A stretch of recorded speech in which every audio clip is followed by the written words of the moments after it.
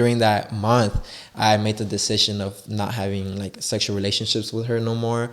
And I came to her and I was like, you know what, like, I don't want to do this anymore. I want to wait till we get married.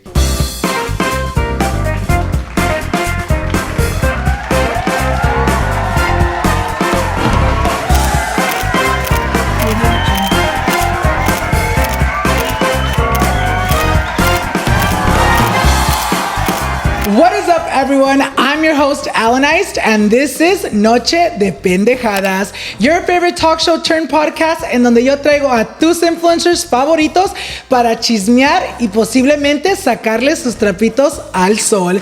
Please help me welcome tonight's guest, Valentina and Jayco. Hello. ¿Cómo están?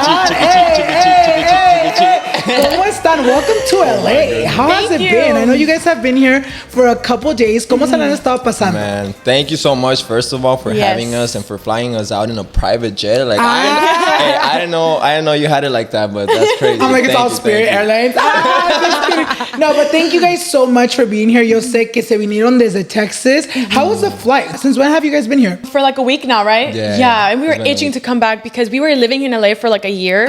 We moved out in December. So it's been 10 months since we came back. So I was like, when you told me, let's go do the podcast, I was like, yes. You're like, yes, we have a reason to right? go. Yeah, you need an excuse. Because before we're like, oh, we don't need to go. Like, we don't need to go. But this was like a reason. And yeah, it's no, you guys, yo cuando le mandé mensaje a Valentina, I was like, hey, are you guys down to come on the podcast? Yo tenía miedo, right? Like, I was like, I don't know. Whenever I ask someone, I always feel like they'll say no. So it's like a thing of me. Like, I have like a thing like with rejection. I'm all rejected. No, but I feel like when I asked, I sent a message and I was like, oh my God, I'm not going to open my phone. When you guys said yes, I was super excited. So yo les voy a pasar el micrófono a ellos, you guys, para que ellos les digan un poquito más de quién son y qué hacen. We're a couple. We're recently married. We got married in May 20th of this year. We've been dating for about...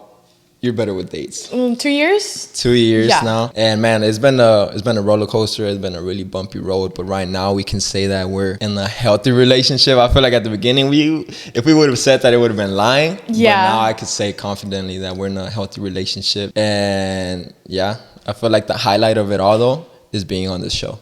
But my name is Jayco. I am 25 years old. I started doing social media about 3 years ago. Some of you guys might know, but I started with my friends with an account called Dad Wiggies. Essentially what we did is that we would lip sync and dance in wigs. We started it in the parking lot just for fun, me and my two homies. We didn't expect much out of it. We were really just doing it for fun. Like the first video, it just boom, exploded. I think it got like 1 million views within the first day, and the account was brand new. So that alone was insane. Like we took it as like, man, like this was from God. Like this was meant to be, especially because the night before I had a dream about us filming in a parking lot. In my dream, it was me, Santi, but the third person was like a blur. So I had called Santi and told him about the dream, and I was like, bro, I had this dream that we were in a parking lot dancing in wigs. And then he was like, bro, stop lying right now. Like, have you spoken to Jose? And I was like, who's Jose? Which one? And he's like, Jose from high school. And I was like, no, like not at all. Because I had never spoken to him in high school. We just knew of each other. But I tell him the story and he's like, bro, he literally had like just gave me that idea a couple days back. Let me call him right now. So he hangs up on me. He calls Jose. Jose happens to be at Party City right there in that moment when he called him. So he told him and he's like, bro, I'm at Party City right now. I'll buy the wigs right now, bro, and we can film it tonight. And so Santi's like, okay, do it, buy it. And we'll meet up at this time in this parking lot. And so Jose goes, he buys the wigs, he heads to the parking lot, we all get together, we film, and then boom, instantly. We filmed 3 videos that night. All 3 videos got over 1 million views and like crazy engagement, and the rest is history. I love that story. I love when you talk about that. But my name is Valentina Damas. Now I used to be Cañas, but it's Damas because I got married. I am 24 years old. I grew up a dancer, so I've danced with a lot of artists and music videos and stuff like that. Then I actually wanted to pursue being like a YouTuber back in like high school. So like being here, like living my dream of being an influencer has always been my dream since I was a little girl. And then doing a lot of stuff for dance too. So yeah. And now we're married. We do a lot of couple content on YouTube, TikTok, Instagram. And it's been really, really fun. Yo siento como que ustedes comparten mucho online, but I want to go ahead and start off with like the beginning of time. I want to get to know you guys a little bit better. Yo quiero que me digan ustedes, how were you guys growing up? ¿Cómo era su infancia? I was born in Colombia, Bogota, Colombia, and I came to the United States, specifically Miami, Florida, when I was 2.5. And yeah, my parents came like with nothing in their pockets. Like they literally always say the story, like they came with like a few dollars. And growing up, I would always wear Goodwill clothes, like just clothes that would get passed down to me. I lived like that for a while in like an apartment and then going back and forth. And yeah, my parents were always super supportive. They put me into dance when I was 3 years old. And then my mom has always been super supportive with dance. Like she would always take me to dance class. I would dance at school. So they were always really supportive with that. My childhood was really great. But I think when I hit high school, I started dealing with a lot of mental health issues. But it actually started when I was 11 years old. Like I was really depressed and stuff. Other than that, I feel like my parents were always really supportive. They're still together to this day. They haven't gotten a divorce. I have a little sister. I have a dog. I feel like I'm really blessed in that area because, you know, a lot of people nowadays, you know, they can't really say stuff like that, which is really sad. And my husband will touch on his story, but yeah, I grew up in a really, I guess, like picture perfect home, but behind the scenes we were kind of always fighting. I never really had a great relationship with my parents, especially my mom, because we're kind of really the same person. We'd always bicker, and she has a really strong temper, so then I was like that too. And man, I went through so much with my family, and then I started dealing with mental health issues, and it got even worse. But thankfully now I can say that we have a really great relationship. I've forgiven them for a lot of stuff.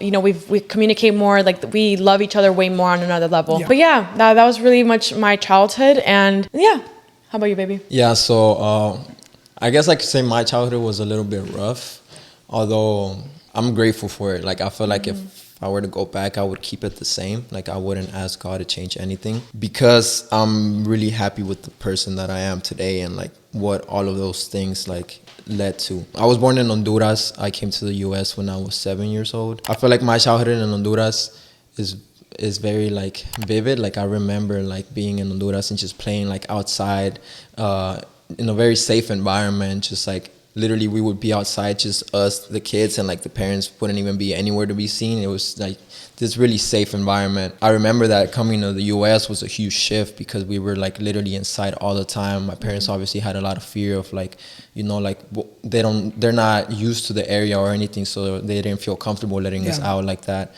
So it was a complete shift of like having a friend group and being with them every day to like going to the US and then just like not knowing anybody, not knowing the language. At school, man, I remember I used to get bullied it was mainly by the black kids, man. Like the black kids would really like bully the way that I dressed because I used to wear like really, really like baggy pants. And nowadays it's like coming back, you feel me? It's like cool to wear stuff like that. But like back in the days, especially in Texas, in Houston, where I was raised, everybody would wear skinny jeans and like those skinny dickies and stuff. But like my parents didn't know about fashion, neither did we, so we would just wear like kind of like slacks, like really loose pants. And so the kids would really like make fun of my brother and I. But the thing was that my dad had always taught us like, I don't want nobody bullying you guys. So my dad suffered a lot from like anger issues. So he would always tell us, he was like, I don't want nobody bullying you guys. If somebody tells you something, you like talk back to them. You like defend yourself, defend your brother. And so I would always hear that over and over. And so whenever those black kids, I would see them making fun of me or trying to bully me, like I would instantly like go after it and check them. And so it would cause like me getting into a lot of fights. And I feel like it really started something in me where like anger like really took over me. And I feel like it's something generational that passed from like my dad's part of his family to me and my brother, because both my brother and I dealt with like anger issues growing up. Fast forward a little bit, around the age of like, I would say 13, my parents split up, and then my dad decided to go back to Honduras, and then my mom essentially became a single mother here in the US, which was a pretty difficult time for her and a pretty difficult time for us because we didn't understand anything. I feel like the most difficult part though was like really like seeing them argue. I feel like once they split up, it hurt, but it was almost like peaceful Peace, because the arguing wasn't there no more. And like I feel like that's what really hurt us the most. It's like seeing your parents cry is like different. Like it's a different level of sadness and pain. And so I feel like constantly seeing my mom cry and constantly seeing my dad just screaming and being angry really like affected us a lot heavily. And I mean, we would be told to go to our rooms, but I mean, you can still hear everything, you know, and I feel like it's almost worse when you can't see anything and all you can do is just hear everything, because you start picturing things in your mind of like, oh, I think this is what's happening. And then it might even be worse than what's actually happening. So I feel like the whole split up was very difficult, but that's a big reason why I became really like, I wouldn't open up to people. I had a problem with crying for years. And then our wedding day was actually my first time crying in like years. Oh my God. I hadn't shed not one tear in years since literally since the day my dad left the US. That was the last day I cried. And then from that day forward, I hadn't shed a tear. And so my prayer leading up to the wedding was always like, God, like, let me feel those emotions again. Like, it's not that I didn't want to cry, I just couldn't. So my prayer every day was like, God, just like, please let me cry again. Let me feel those emotions. And that day, God answered my prayer and I started bawling and it felt so good. It felt amazing. So what would you do prior? Like, obviously you'd get sad, you get in your feelings. What would you do instead of crying?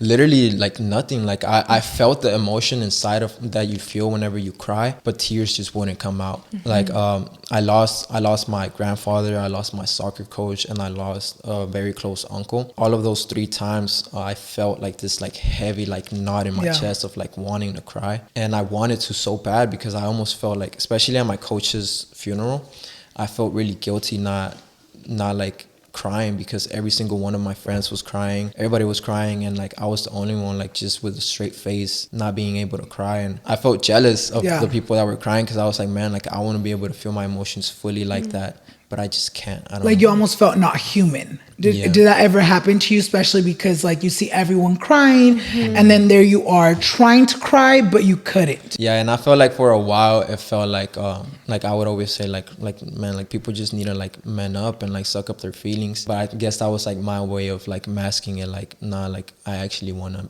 cry but I just can't. But yeah, it's been a good journey. Other than that, though, I feel like I mentioned, like I feel like if I were to go back, I wouldn't change anything. But because I feel like God just used everything for good, and I feel like all the dark things that happened in the past, God somehow, some way managed to like use it all for my advantage. And that's amazing to hear that you guys, you know, are together in this journey too. Because like you said, your first time crying was at your wedding with Valentina. So obviamente crecen, and you guys go through so many things growing up. We heard a little bit about your story of how you started social media. How did you start social media? What was like that moment that you're like, you know what? I want to start creating videos and I want to start putting them out there. Okay, so my love for social media has always been in me. I always told myself that I wanted to be a famous dancer. That's how it started. I was like, I'm going to be on a show called So You Think You Can Dance. I always wanted to be on it and just dance with artists and stuff. So that's kind of how it started. So I would post, starting in middle school, I would post on Instagram and on Twitter my dancing videos, like, and I would just get like a few like retweets and like likes and stuff. And in middle school, some girl called me Basic Valentina because I was like posting like this or something. It was like basic. And then she was like, "You're so basic, Valentina." And I was like, that has a good ring to it, right? Now I regret it because I'm like, bro, like Basic Valentina, like I'm not. But basic. I think it's cute. Se te quedó. Yeah. So then locally in Miami, I was pretty known, to be honest. Like people would come up to me like, "You're Basic Valentina, right?" Like the dancer girl. That's how they knew me, the dancer girl. And I was like, yeah, whatever. And then that was middle school, high school as well. And then after high school, I graduated and I started doing music videos for artists, and that was really great. But then I actually wanted to like pursue it as like my job. So I would get like a little like promos with like small brands, and I would get paid like maybe like $100-$200, and that's how it started. And then that was with me having no agency. Like I was just like getting contacted on my emails and stuff. Then whenever I met Jayco back in 2021, he was an influencer, and then I was doing my own thing with music videos and artists and stuff. And it was really when we met, like whenever we started dating, that it kind of like skyrocketed, because I was like, man, like, because okay, Also, I hated working. Like me working, I was a waitress, I was a hostess, I worked at Victoria's Secret, and I was always like, God, please, like, you know my heart, I don't want to work. Like, I always wanted to be my own boss. And I always told him, like, I was like, God, please, like, I want to be like a YouTuber, I want to be a dancer, like, I want to do something that I love. Like, I don't want to showcase your art. Yes. And so I was like, I don't want to work for anybody. And so we started dating, and seeing him how he was, and like super motivated and like pursuing all his dreams. My thing with me is like, I'm like, man, like that won't happen with me. Like I just really kind of made myself believe that I wasn't good enough for some reason, or nobody would ever like to like see me or like any follow videos you exactly. And keep up with you. So as I said, we were dating, and then I started posting a lot more about mental health because I was also doing that prior to meeting him, posting a lot about anxiety and depression, helping others on social media with that. So that's also how I would get recognized before we met, and before I had social media as my job. I was helping a lot of girls and guys with anxiety and derealization and depression and all of that. And so I took it seriously whenever we started dating, and he was kind of like, you can like do this, and I was like, okay. I got a management team. They helped me out so much, like get me into so many things. They were the ones who helped me get into the show that I was on, all the brand deals. Like it was just like up from there, and it literally went from there. Like I'm so grateful, because I'm like, thank you, God. Like I cannot work. I hated college. I hated school my whole life. I was like, if I don't want to work, if I don't want to go to college, what other option do I have? I also always wanted to be a model too, so I was like, maybe I can model. But you knew what you wanted. You had a vision for yourself, and you made it come true. Obviously, social media isn't really a traditional job, and I feel like us, growing up, I'm sure our parents, like, it's not something that they grow up seeing, Was there anyone in your guys' life, whether it was family, friends, that ever doubted you guys in the sense of like making a living through social media? Yeah, definitely. So the only one in the picture, and like later on in my later years, was my mom. So she was the only one, and I remember, man, when I told her, I was like, Mom, I'm gonna take a trip to LA. Because the thing was, I was in college, right? And I was like pretty much almost done with my classes. I think if I were to go back now, I only need probably like 3 or 4 classes, so I could get it done in like a semester essentially. The point is that I was almost done with college, right? And so my mom knew that. So when I came to her and I told her like, Mom, I'm gonna take a trip out to LA and try to like pursue this whole like social media thing, she was like, what? Like, why would you do it? Like, you're almost done with college. Like, do you even know if this is something like stable, something that's gonna like keep you like that's gonna really provide for you and your family and your kids? Like, you need to think ahead. Like, don't just think right now. And I completely 100% understand, because our parents, grew up thinking like that. They grew up thinking like security, like securing financial like stability for the future, rather than taking the leap of faith and taking risks. I told her, I was like, yeah, Mom, like I get it, but like this is an opportunity I'm not gonna get again. Like, school is always gonna be there. Like, I could always go back to school, but I'm not always gonna be able to go back to this opportunity. So I ended up going for it. She was really against it at the time, but after a couple months, after like, because I share everything with her, so after I started sharing with her, like the brand deals we were getting and the money that was coming in, and explaining to her a little bit more about how it worked, she started to really like become supportive of it and tell me like, oh, okay, son, like now I get it. Like, and now she's like our biggest supporter. I think it just comes down to when they actually see it, because I feel like it sounds funny, because me too, when I first started, it's like, Mom, I get paid to do my makeup. Homegirl's been doing her makeup all her life, and she's like, what do you mean? So I feel like once they actually see it, they're like, oh, okay, I see. It's a whole new world. Did you ever have, anyone maybe doubt you? So for my parents, I think it was a little bit different, because whenever I ended well, I dropped out of college because I was really anxious and all that. So they're like, okay, you're not going to go to school, then you have to work. And this was before I met him. And I was like, but I don't want to work. So then that's when I was a waitress and like a dance teacher for a while. Then I worked at Victoria's Secret. And then I was like, there was a while where I wasn't working at all or going to school. I was just in my parents' house, just living my life. Super just like chilling. And so my parents were kind of got to a point where they're like, okay, girl, like you need to get up. You need to like go to school. Like, what are you going to do? No te queremos aquí de levántate.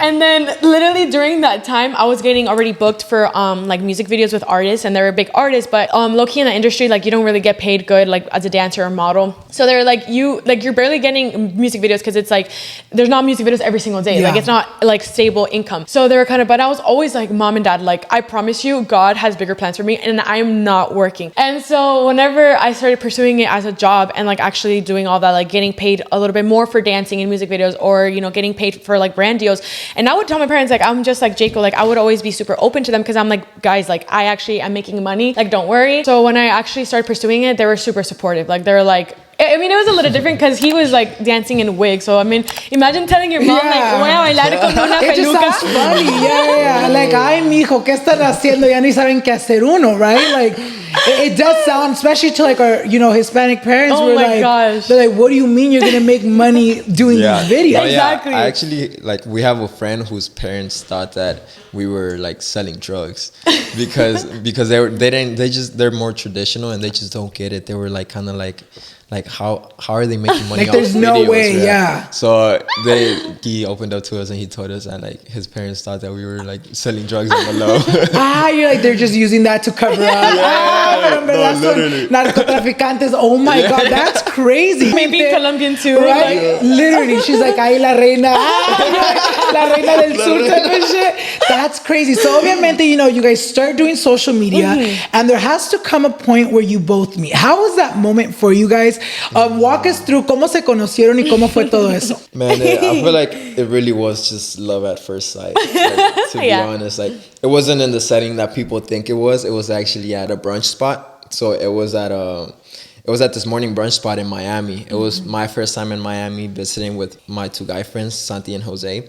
We had taken a trip out there for New Year's and we were like, man, let's go hang out over there. It was our second to last night there. And we ended up going to a brunch spot. And then right there at that spot, I wasn't feeling myself because that trip, United lost my luggage.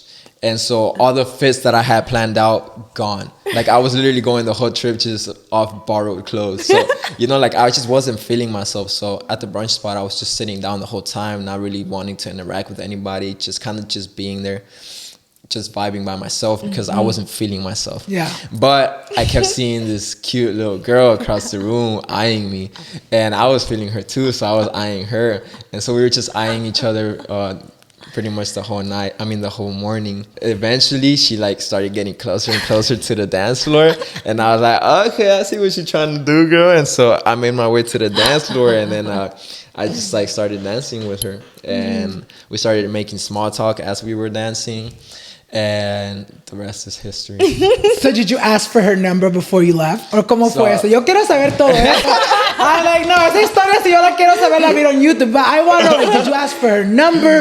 What were you thinking? Okay. Yo quiero saber eso. So you see, like, your boy knows what he's doing, you feel me? So I knew she was feeling me, obviously, and she knew I was feeling her. So we ended up exchanging, I think, it was numbers, right? At first. Numbers. We ended up exchanging numbers at first. And then we actually, after that, since it was so early, brunch is like literally like at 11 12, to like 12. Midday. Yeah. And so after that, we all went to go eat. And so I ended up inviting her. Like, I was really into her. Like, from the moment I saw her, I was like, man, like, this girl is beautiful. And we had just clicked so much, like, so instantly. And like the fact that we both knew how to dance just made us like click even more. And so I ended up inviting her to like go eat with us. And so she came and we got to vibe and interact a little bit more. And the chemistry was just there, man. We just clicked so well. Like, we were joking with each other. It all felt so natural. Like if you've been knowing her forever. Yeah, literally. And so that whole day, we spent the whole day together, really, because after eating, we actually went to another club at night. Man, Miami is crazy, guys. Crazy. Miami life is crazy. But yeah, we ended up going to a club at night. And then after that, we ended up like, the next day we didn't see each other. It was my last day in Miami. We didn't see each other because we already had plans with the guys. But then we kept in touch, right, through text messages, through Instagram. And eventually I was like, man, you know what, like, wait, was it that you flew down to Houston? Yeah, so initially, after we met, my friend Valerie, my best friend Valerie, she was like, oh, I have an uncle that lives in Houston. Can you come with me, please? And this has nothing to do with Jayco. She just invited me to go on the trip with her. And I was like, okay, yeah, I'm down. And so me knowing that he's from Houston, I'm like, wait, I'm going to Houston, like, let's see each other, whatever. And then my friend ends up bailing because she's like, I'm not going to go to Houston anymore because I have to work. And then I'm like, oh, just kidding, Jayco. Like, I'm not going to go anymore. Like, I've never been to a city by myself first of all.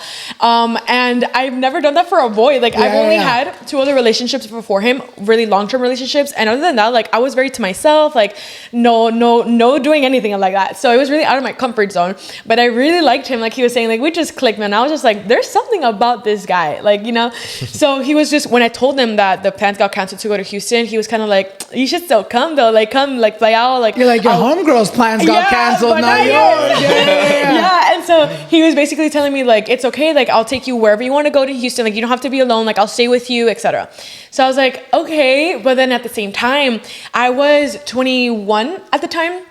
And I had, you know, like I told you, I only had 2 other boyfriends. My family knew them. Like I was never a type of girl to like go on dates or like to like go with like other guys like that. It was just really to myself. So when I told my mom, I'm gonna go to Houston to like hang out with a guy I just met, she was like, no, you're not. Are you kidding me? She had like a heart attack. Yeah. That sounds scary though. Like as a mom, especially like a whole different state. I'm like, no, mija, te me quedas aquí. Especially because she's never met him. Like my dad never met him either. Which surprisingly, my dad was the chill one in this situation. My mom was like the one like, are you sure? Like you don't know him. What if something happens? What if he murders you? And I'm like, girl, like no, I'm scared. But I was like, trust me, he's super nice. Like he's really cool. He knows how to dance. And they're like, I don't care. Like we don't know him.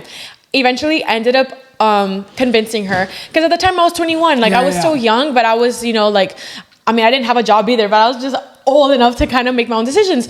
And so my dad kind of convinced my mom, like, you just let her go. Like, you have to, like, let her spread her wings and go. Like, if it's going to be a bad experience, like, she's going to, like, se va what was it called? Tropezar. And she'll get back up. But my mom was always like, no, that's my baby, you know? So she ended up being convinced. They drove me to the airport, and the whole ride there, she was holding my hand, crying to me. She's like, mami, like, piénsalo, no vayas. And I'm like, I'm still going. Te va a ver ella. She's like, oh, mija, nunca jamás. I'm still going. And I have like a really bad fear of planes. Okay. So not only was I going to a city to meet a guy I just met a week ago, but I was flying by myself, which I had never done. So it was just a lot of fear and emotions, but I ended up going. We meet up, and we spent like a week together in Houston. Like I was at a hotel because I wasn't gonna go to his house with his mom yet because I had just met him. So I stayed at a hotel. That's when we started doing the bachata. We had gone to a bachata class that he invited me to, and while I was there, I was supposed to leave on a Monday, and then the class was on a Monday, and then I was telling you, I was like, I told you something about extending my flight because of some reason. And then he was like, I was going to extend it for you anyway because of the dance class. And I was like, okay, like he really wants me here. Yeah, exactly. So we took the dance class. And then when I came back to Miami, that same day I landed and we posted it on our social media. So everybody was kind of like, who is this girl? My ex-boyfriend. I remember I told you, I was like, my ex-boyfriend, he had told me, he's like, I don't want anything to do with you. And that same day I posted another man that wasn't him. And he was kind of like, I want to talk to you. And I'm like, boy, bye. That was a different start. But yeah, like everybody was kind of shook because they were like, who is this boy like that she's posting? Like I've never posted anybody but my boyfriends or like my family and friends. And same goes with you where you would post like the girls, like the wiggies. But other than that, like you wouldn't post girls. Like so girls, everybody was just shook. And so you guys start posting each other on social media. When did you guys make it official? It was like a few months after, maybe like a few months of getting to know each other. We went to Punta Cana together for Valentine's Day. Oh my gosh, we were crazy. Like now looking back at it, we were just like. But it all really just lined up because that trip to Punta Cana we were at a resort for a whole week. Yeah. Food included, everything, and it was only $500 each. So. Prices were just really, really low back then because of COVID had just happened and everything. So people were not really traveling much. So everything just lined up because I was like, $500.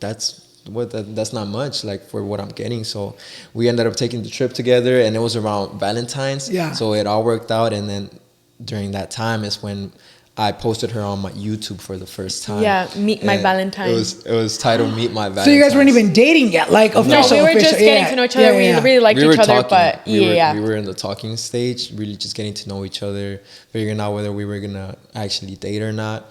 But in the back of my mind, I knew that I wanted to date her, but I felt like the only thing stopping me was that I had just gotten out of a long relationship too. Okay. And so I was more in like the mindset of just like, no, like I don't want to get back into a relationship right now. I just want to enjoy being single, have fun. But God had other plans because I ended up getting married. Yeah, and Literally. I think another good reason to like not be together was the distance, because I was in Miami and you were like in yeah, Houston, that going back and too. forth from Houston to LA. So it was just a lot, but it ended up working out because now we're married. God. So obviamente after dating for, a couple years, what was the moment for you, Jayco, where you're like, you know what, I want to spend the rest of my life with Valentina? What was that moment for you if you do have one? Man, you would be surprised, but it was actually the moment when we decided to stop having sex. So it's crazy because you would think that it's the opposite, right? Yeah. You know, like, because that's like, what connects you guys and everything. But around January of, what year was it? Last year. Of last year, I came to know Christ. I came to know Jesus, and my relationship with God just skyrocketed. Like I was all in for it, Like I had known of God before, but I was just kind of like 1 foot in, 1 foot out. But that something about like that time, I just felt God really calling me to like go all in, and so. For a month, January of last year, I fasted and I let go of the things that I felt like were holding me back from God, which was social media, and essentially just social media, because social media to me is a form of entertainment, but it's also my job, it's income. So essentially what I was letting go of was making money, which I was like very addicted to, was like making money. And then my job, I was really addicted to just my job in general. I love my job, and I love it with a passion. So I let go of that for a full month. I let go of making money, and I let go of any form of entertainment that wasn't like God related.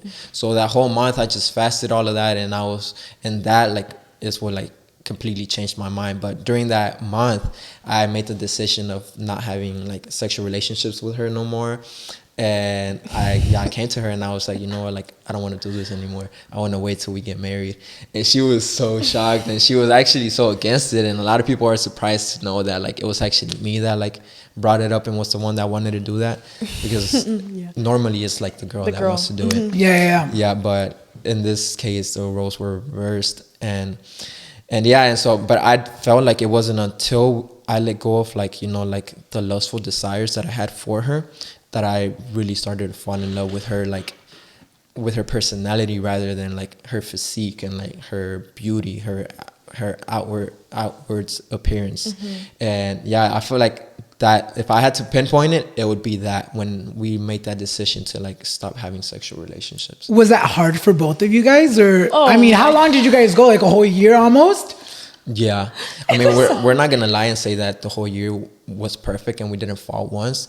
But because we did fall, like temptations was there, but we were living alone in an apartment in LA, like apartment by ourselves. Yeah. So temptation was definitely there, but it was all a learning progress too, because eventually I was like, okay, you know what, like no more making out, because making out leads to this. To that. And I was like, so that was a boundary. Bruh.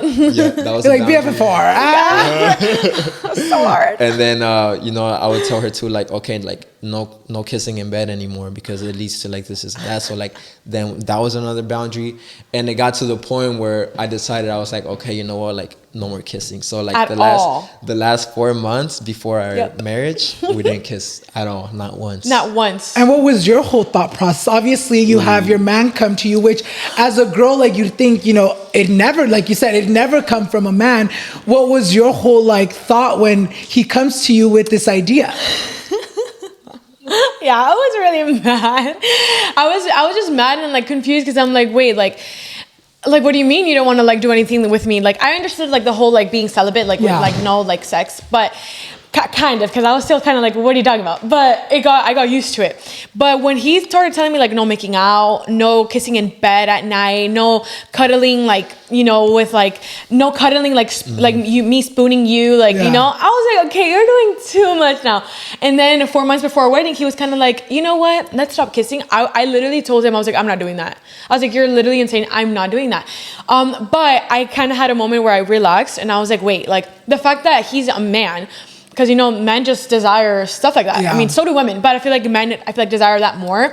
I feel like it's more in their nature, in our nature. Yeah. So for a man to come to me and tell me, hey, I love you enough to like not want to do that, like I just don't want to do that. I saw it as more like wow, like he loves me, like he loves me, and he's like, he sees me more for myself than with anything else. Like I mean, kissing was I think he was overdoing it, but like, it's just the fact that he was like so like strong-minded and all of that, and I don't know, it was very attractive. Like, it was very like, wow, like he loves me, like.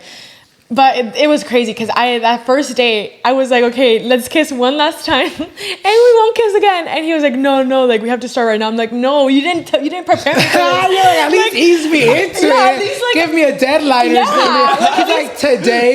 Yes, that literally, remember we were in the car? Yeah. And I was like, babe, just one more kiss. Like, I literally, whatever. And then we kissed, and then I started crying. We went inside. I started crying even more. And it kind of leads into like a lot of like deep stuff. But whenever, that's literally that same day, because he's very affectionate. I'm very affectionate too. We're always kissing on each other. We're always cuddling. So that was really hard for me. And so whenever we came into the house and it got towards like more the nighttime and we were kind of like cuddling in the couch watching TV, I was kind of like, I want to kiss my man. And I couldn't. He wasn't budging. Like, he didn't break it not once. Like, in those 4 months, we did not kiss not one time.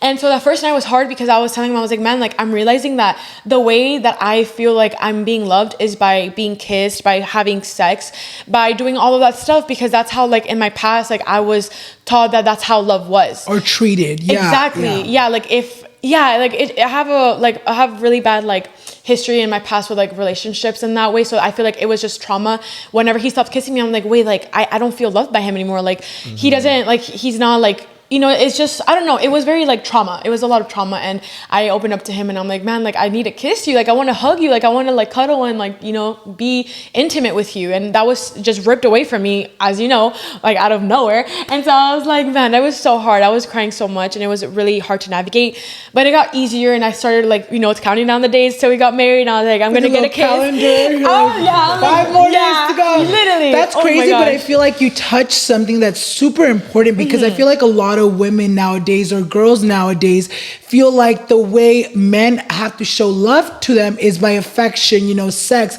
But because of this, you got to experience a thing where you're like, no, my man loves me, for my person, not for what I can provide for him at that moment, which at that time was sex or affection. So I feel like it actually ended up working out. Yeah. So obviamente, this year, May 20th, you guys get married. Yes. How was that? Obviamente, ha de haber sido bello, pero cuéntenos un poquito más los detalles. How was, you know, the wedding? We got engaged September of last year, and then we planned our wedding. It was 8 months because it was in May, right? So we didn't have like the full year to get like to plan everything, because that's usually what it is, like a full year or even longer. People wait, but so the whole process was actually not stressful. Like, it was stressful a little bit as the days got closer, but the whole process was very easy. And it's very much because we had a wedding planner, and my parents, whenever we got engaged, they're like, we're going to help. We're going to be your wedding planners. We're going to do everything. Blessing. They took care of everything. Yeah, they literally found everything, like the cheapest prices. Like, they found, like, they just were very amazing. movidos. Like, they were like involved with the whole process. And her mom is like very for like saving money, so she like just knows the ways to like really save money, and so that came in clutch a lot. Matter of fact, like, they ended up doing more than the wedding planner, so the wedding planner agreed to like even like split her cut in half, because she recognized, she was like, oh wait, like, your parents are doing shit. I'm not doing as much as I usually do, because your parents are taking over. So she was nice enough to like cut it in half. And but yeah, like she said, I feel like the last 2 weeks before the wedding were like, oh my goodness, like, it was hectic. Like, it all went by so quick too. Like, the days were flying by, because we were like, oh, we still need to do this, and then boom, the day would be gone, the next day would be gone. It was very hectic. But yeah, whenever it was done and everything was like, whenever we were driving back to our hotel room, it was just this huge relief of like, oh man, like, we're married, we can breathe now, we don't have to worry about anything other than loving each other. And it was a great time though. But the day of our wedding though was even, oh my gosh, we woke up and we needed to print out some pictures from CVS, and I had to go with him, and we were early in the morning at CVS the day of the wedding printing all these papers. Oh my gosh, it was just so much stress. So but then that was the morning. Then I got ready. We both got ready at the venue. There was a bridal suite and a groomsmen suite, and I got ready with my girls, he got ready with his boys, and it was so fun from the beginning. It was super fun. I was making TikToks, he was filming with the guys, Then it was time for it. I got dressed. He got dressed. We prayed together. We held hands without looking at each other. We prayed with each other. And I started feeling like you were getting more sentimental. Like, I felt like, I literally thought you were going to cry when you were praying, but yeah. I felt like it, but I didn't. It didn't come then. It didn't come then. I want to know how you felt in that moment. Okay. Yeah, so you know that same feeling that I tell you that I would always get, where it's like I felt the feeling of crying, but the tears just wouldn't come out. That's exactly what I felt, but I felt like the tears were like right there. Like, like in the eye. Literally like right here, but they Like, just wouldn't. sálganse, Yeah, exactly like that. So yeah, like I definitely knew I was gonna cry that day though, because like the emotions were just so strong. Like everything was hitting me, like everything that we had gone through, everything God had brought us from, like it was all hitting me, because it had all led to that moment. And it was just like this huge feeling of like, man, like God really made it all work out when it looked like it wasn't going to. Yeah. I remember as soon as we started like worshiping during our wedding, like and I started praying, that's when like everything just hit me. It was just like a cry of like gratefulness for like everything God had done in my life personally, but mainly in like us as a relationship. I feel like the moment you started crying at first was when I was walking down the aisle. Oh yeah. And I was like, there's no way. I saw him and I started crying. It hit me. Yeah, because I feel like what you had told me, that like you kind of just saw him. Like I'm literally like walking to marry him. Like my dad was walking me, and man, it was really special. So when I saw him crying, I was like, there is no way. I had never seen him cry in my life. So I was like, "Si me ama." Yeah, he loves me. Yeah, it was crazy. And I felt pressured too, because she would tell me, she was like, you better cry. If you don't cry, I'm gonna be sad.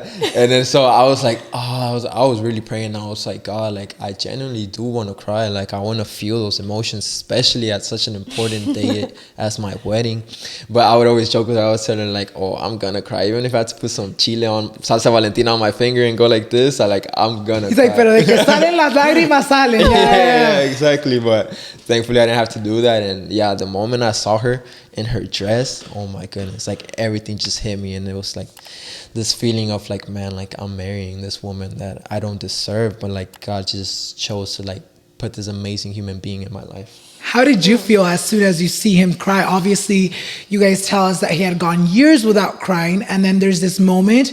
Llora. ¿Cómo te sientes tú en ese momento? Man, that's a good question. I was really in shock, but I was just in my head. I'm like, thank you, God. Like in my head, I was like, thank you, God, because this is something that you know, like he's saying it like he hadn't cried in so long, but it's all because of trauma. Like that's like a trauma thing, like a trauma response. Like, you know, sometimes people cry too much, which is me. I cry a lot, but sometimes people deal with what Jayco dealt with, is that he couldn't cry. Like he just couldn't physically feel those emotions.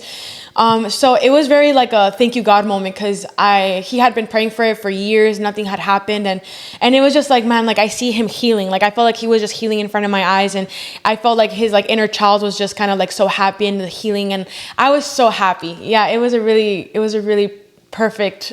I literally was so like tunnel vision. Like I was just like, this is like, I didn't care who was there. I was just like, wow, like I love him so much. And it was crazy. It was really insane. It's really good that you open up about, you know, knowing that he was healing, because obviamente yo sí lloro, pero tampoco no soy así chillón. I feel like I cry maybe once a year, but I bottle up a lot. And I feel like every single time I do cry, like that one time a year, I feel like I just feel so relieved, so healed. Did you feel that same way too? Oh yeah, 100%. Yeah, I felt like all those tears that I had just bottled up all those years, like I just felt like everything was just like releasing. Like it really did feel like I was healing. Like I'm not gonna lie, like it felt like all the pain that I had from my childhood, even like I felt it just like leaving with the tears. Like it's very like corny to say, but I feel like it was a really like healing moment in my life. It's like a start from zero moment. Like everything that happened prior, release, gone. And now it's a new journey. So obviamente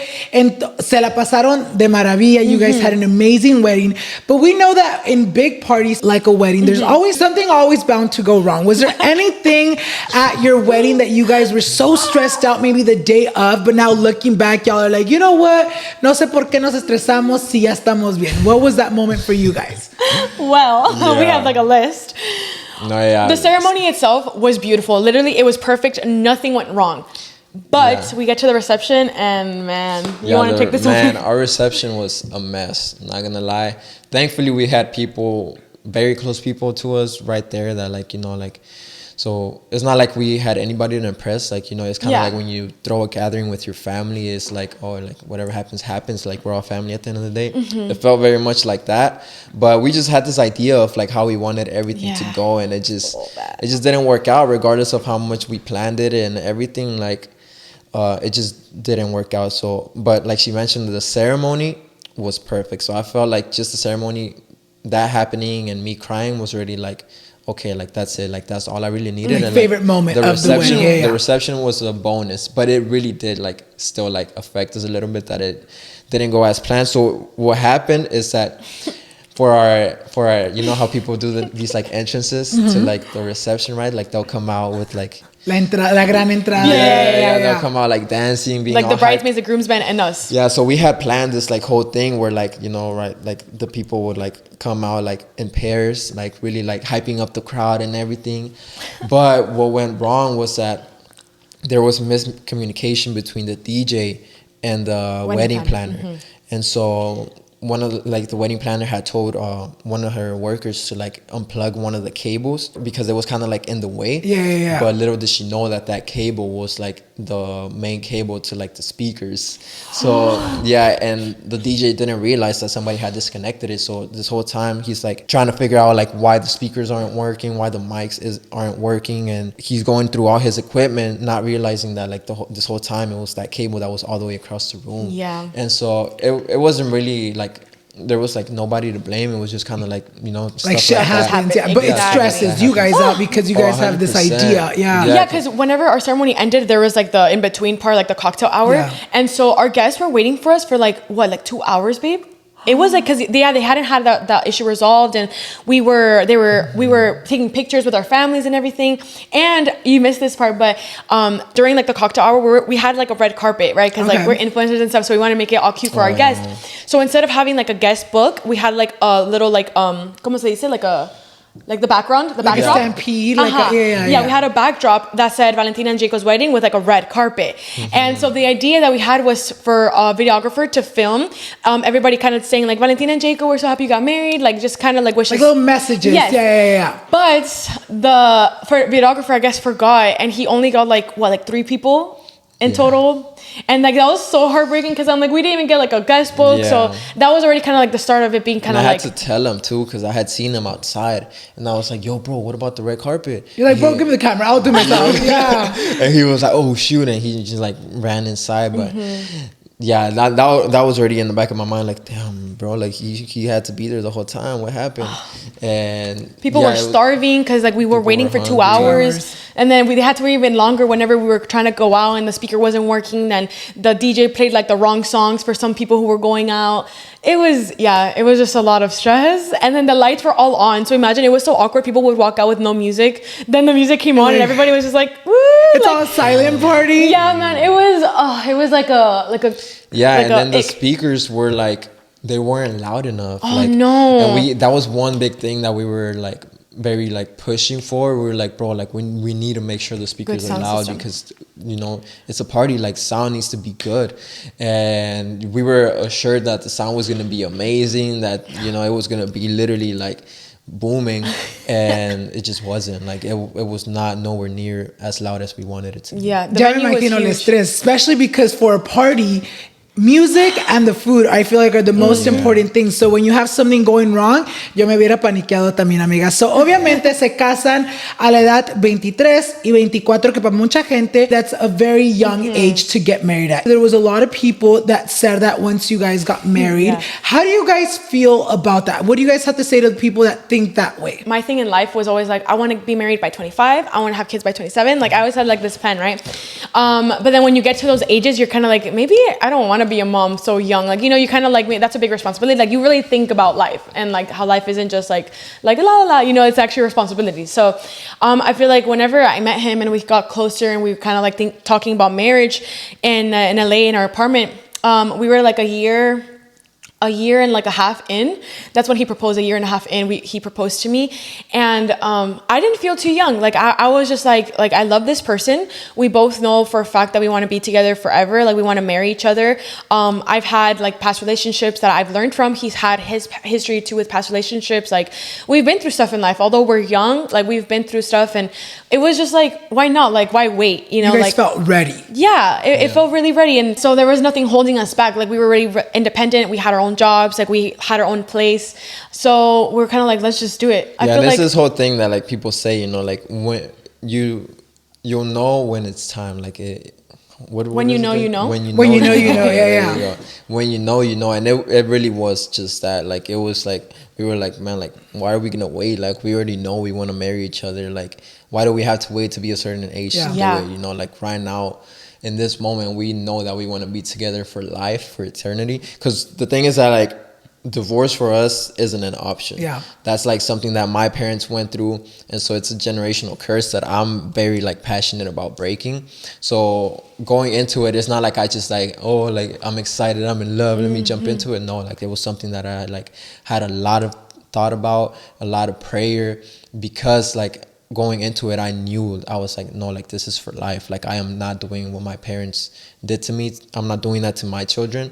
So it was very like thought about. Like it wasn't just like something we do out of emotions. Like no, like I took time to really think about it and analyze like, okay, like do I want to be with her for the rest of my life? Is she really the one for me? And after prayer, time after time, just God kept confirming to me, like, yeah, like, this is the one I have for you. Like, it kept going back to yes. So, obviamente, you know, you guys get married. La vida de casados. ¿Cómo ha estado eso, amigas? Yo quiero saber, how has your married life been? Has your guys' relationship changed negatively or positively? Cuéntenos. I feel like 100% it has been positive. Like that's not to say that like it's all been butterflies and perfect. We were always very open on our videos about like us like having arguments, even like when we're filming, and if we have an argument, like we'll say it. We'll be like, oh guys, like we just had an argument behind cameras, because we don't want to paint this picture online that like, oh, we're this perfect couple that has it all put together, because that would just be misleading to the people watching us. Like we want to keep it real and be like, okay, yeah, like we might look happy and everything, but like we also like go through the same stuff that the couples watching us go through, which is like we're a real relationship. Yeah.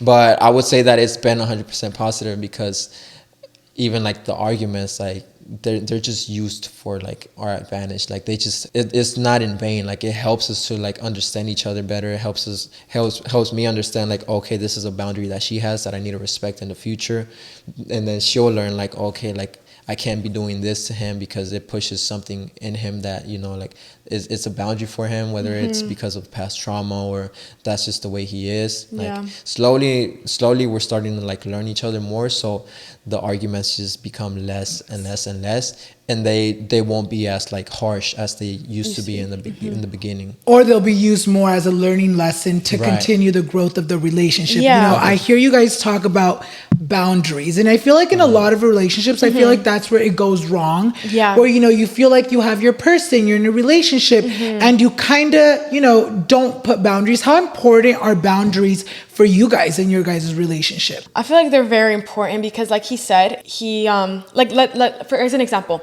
we grew up very differently. So his way of coping with things and my way of coping with things is completely different. So like my way, when I would get upset or sad in an argument, I would always want to fix things right away. But the thing with him is that whenever we would get into an argument or disagreement, he would want to like chill out and like process it and like have his space. Just leave. I would want to just leave.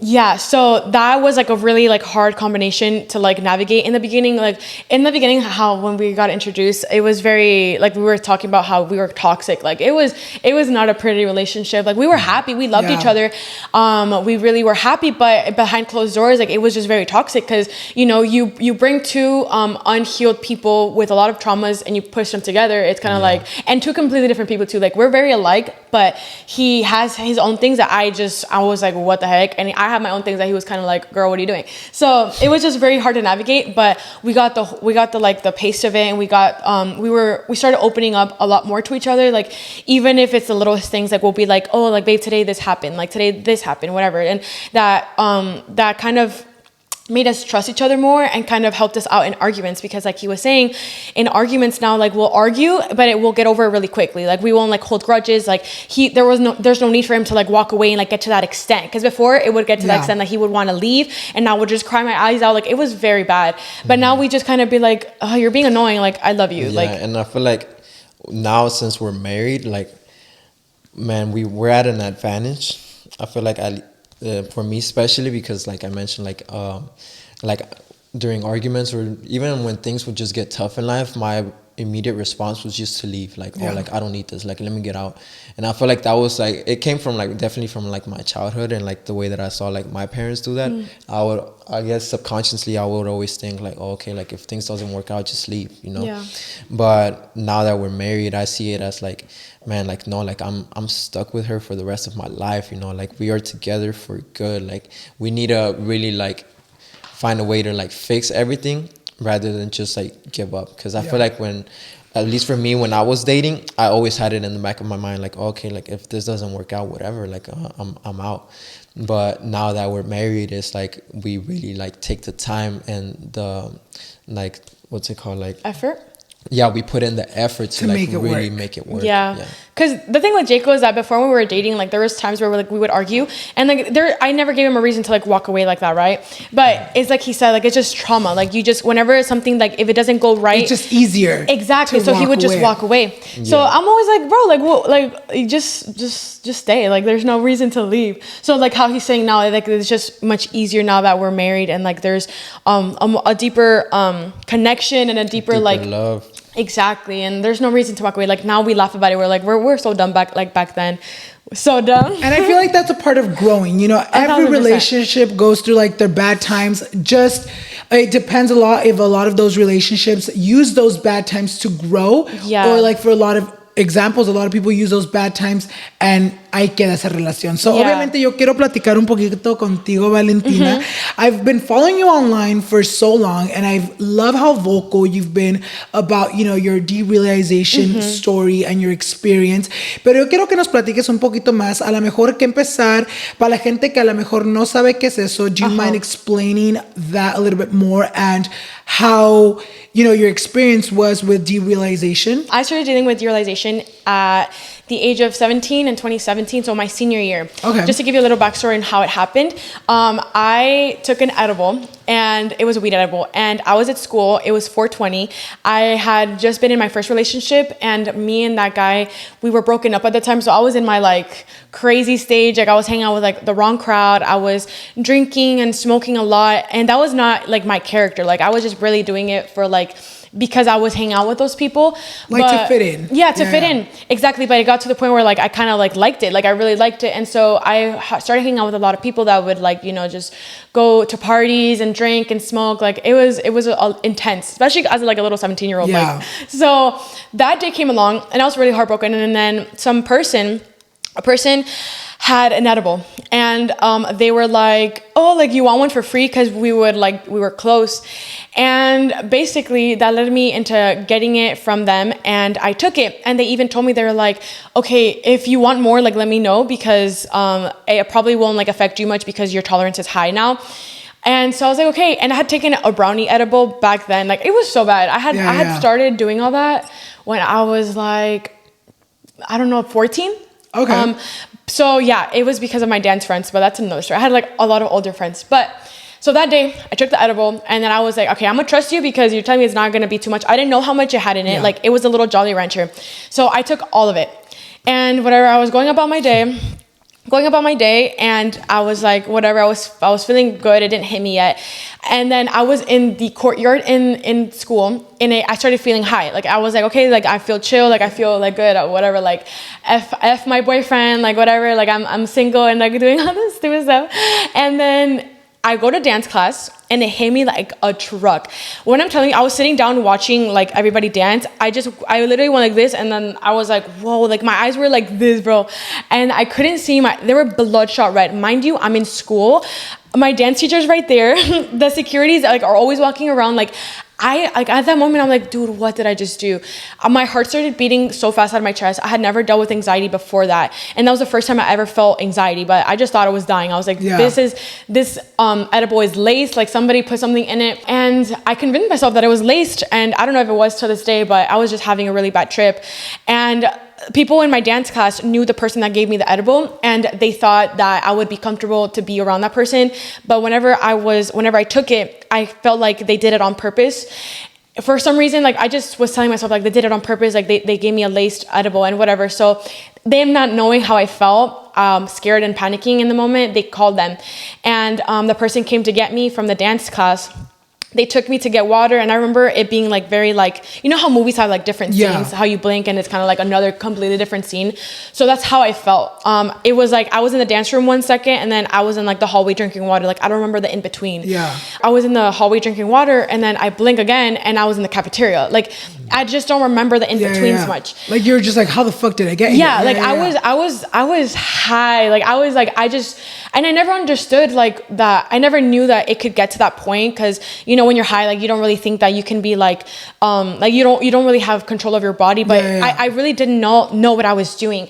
So the person tells me, hey, I am gonna take you to the cafeteria because you have to drink milk, because supposedly like milk calms your high down. So I went to the cafeteria, and as I'm on the way to the cafeteria, I remember this part. There was a lunch lady there, and I'm like, I need your help. Like I need your help. Like I'm literally like white, pale, panicking, and I'm like, I need to go to the hospital. Like please call my parents. And the person that I was with was kind of like, no, like she's just kidding. Like she's just like playing around. Like the person was preventing me from like getting help, and it's because I guess they didn't want to get in trouble, because I was gonna say that I had an edible. So I went to the cafeteria, and that person went to go get me milk. I remember being like against the wall, and they came to me. And I might get a little emotional, but they came to me, and I remember them handing me the milk, and they pushed me against the wall.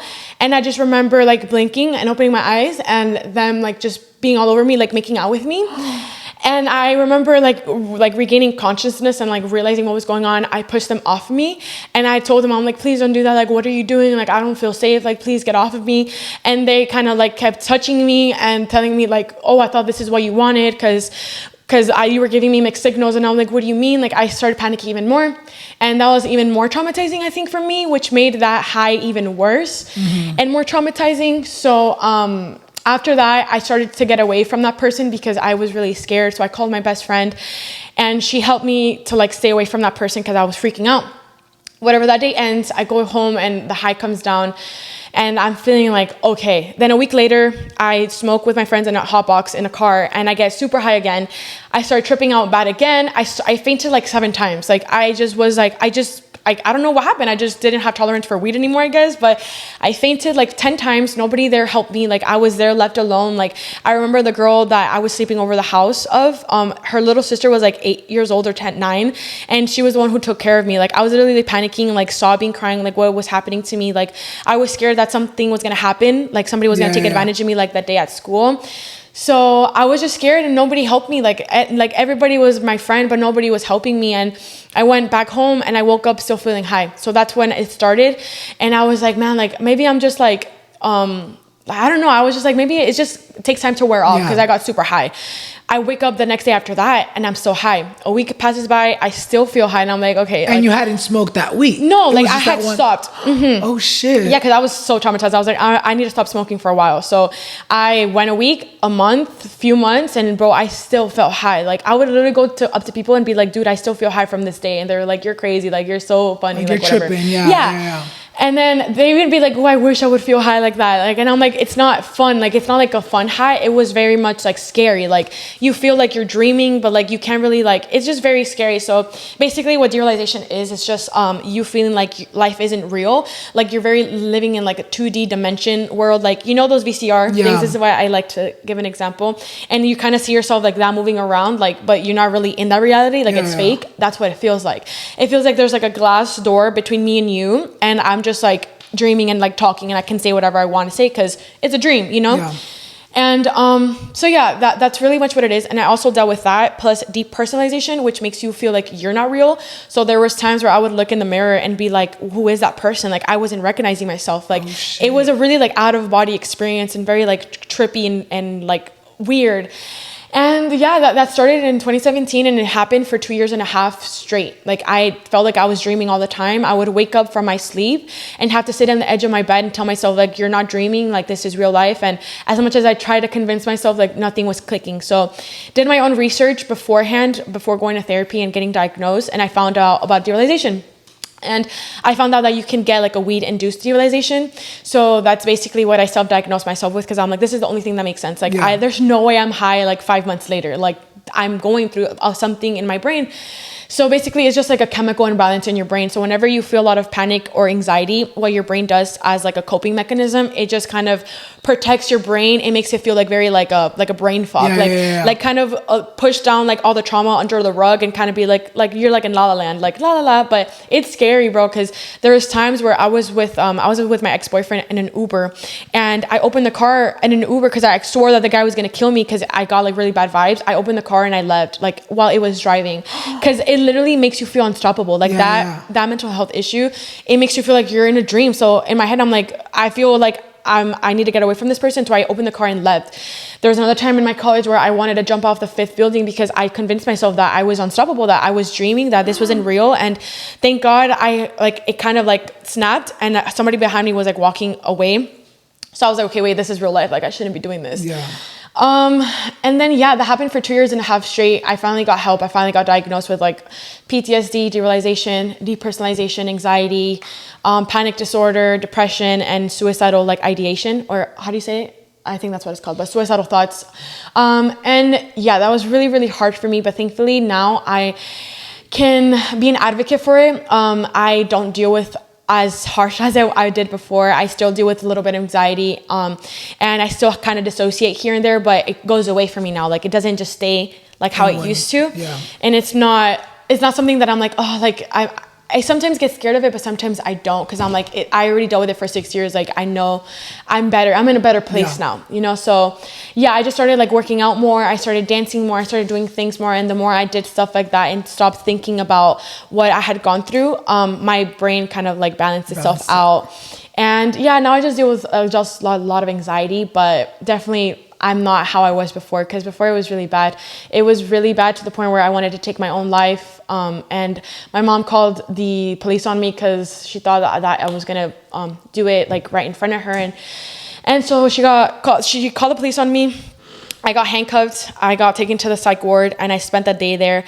And because at that point I'm like hopeless, because I'm like, I want to feel again, like I want to feel real. Like I would hurt myself, I would harm myself with a little like cuchilla, and I would bleed, and I would still feel like I didn't feel anything. Like that didn't hurt me. Like I was always pinching myself, scratching myself, and hurting myself. Nothing would feel real. And so it got to the point where I wanted to end my life. My mom saw that and she called the police, got handcuffed, got to psych ward, and I spent the night there. I was in the room with like 10 other people with like blood all over their shirts, like people who just really needed like attention, like medical help, and were dealing with maybe like schizophrenia, like other type of mental illnesses. And I remember sleeping on like a really uncomfortable chair and just being like, why am I here? Like I just wanted to end my life. Like, like it was just really traumatizing. It was a dark time. Yeah. It definitely made it worse for me being in a psych ward. It was very traumatizing. It is very traumatizing. I know you've talked about, your mental health and how you've struggled with that since you were little. Do you feel like this added on to that, like the darkness? Yeah, 1,000%. I feel like the first time I wanted to take my life, I was only 11, and I was in the closet, and I literally had it was a knife, and I was just like, I don't want to, and like I want to end my life. And I remember my dad finding me, and he was like, "What are you doing?" And I was like, "Nothing," and I just kind of hid it. And then took it back to the kitchen afterwards. But yeah, I started at a very young age. And it's crazy because whenever I was going through a lot of mental health issues in high school, my parents didn't believe me. And that was really, really hard to navigate, because I'm like, man, like I'm going through so many things and they don't believe me. Like they're my parents. Like they don't believe me. And then I find out that my mom actually dealt with a lot of depression and suicidal things when she was growing up. Like she actually overdosed on pills, and thankfully she was rushed to the hospital, and they were able to save her. But I don't know why, like they just, I feel like it's in a Hispanic household, it's just very easy to be like if I'm okay, like you're okay, like, you know, type of thing. Or it's very much like, ay, ponte a hacer algo. Like, what do you mean you're sad? Like, ponte a barrer. Like, it almost gets like, you know, brushed under the rug. Like, it's like, there's no way you're sad. Like, girl, what are you sad about? Exactly. Because my parents, like, they both grew up with single moms. They grew up very traumatic childhood. So for them, it's like, you have a house, I give you a roof under like your head. You have food, you dance, you do this, you do that, whatever. Like, what are you depressed about? Like, what are you talking about? Like, that it didn't make sense in their head, but you can still have it all and still be depressed and sad and want to end your life. Like, I literally tell them all the time, like, happiness in my eyes, like having everything in the world, like materialistically, doesn't equal happiness. Like, it gives you temporary happiness, which can be amazing, because I love my life, but there's times where I'm depressed and I have everything that people wish they had.